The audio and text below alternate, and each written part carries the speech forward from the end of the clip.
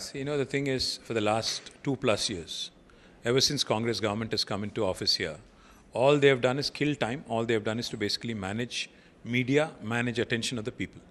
By way of various cases, they said Kaleshwaram, there is a scam, 2+ years. Formula E, they said there is a scam, some sheep gotala. Now they are saying tapping. So, for the last 2 years, Congress ने बस एक ही काम किया, सिर्फ एक काम किया.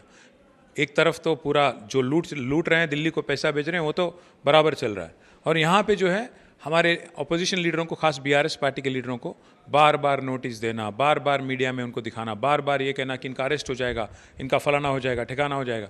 2 साल हो गया और कितने दिन चलाओगे टाइम पास. मैं बस सीधी सवाल रेवंत रेड्डी से और किशन रेड्डी जी से पूछना चाहता हूँ. रेवंत रेड्डी जी, किशन रेड्डी जी, सीधी बात, सिंगरेनी जो एजेंसी है उसमें 51% जो है राज्य सरकार का है, तेलंगाना सरकार का, 49% केंद्र सरकार का है.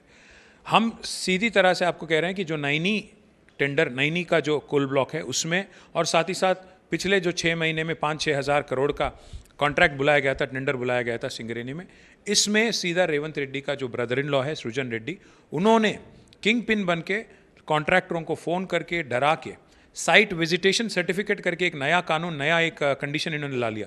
इसका मतलब सीधी बात है, अगर आपको समझना है, आज अगर आप एक टेंडर सिंगरेनी में आप डालना चाहते हो, टेंडर में पार्टिसिपेट करना चाहते हो, तो आपको साइट पे आना होगा.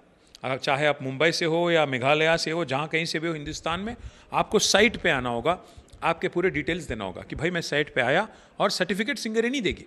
अगर उनको नापसंद हो, आप उनके कहने पे नहीं मानते हो, राज्य सरकार के कहने पे नहीं मानते हो, यहाँ की ज़ोर और ज़बरदस्ती जो रेवंत रेड्डी के भाई ब्रदर इन लॉ जो कर रहे हैं, उस पर अगर आप उसको अगर नहीं मानते हो तो आपको सर्टिफिकेट नहीं दिया जाएगा.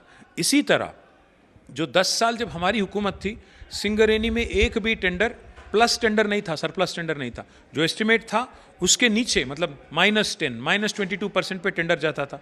आज सडनली साइट विजिटेशन सर्टिफिकेट आ गया, एक कंडीशन, उसके तुरंत बाद आज +22, +10, +15%, और सीधा उसका टेंडर रेवंत रेड्डी के ब्रदर इन लॉ को मिल जाता है.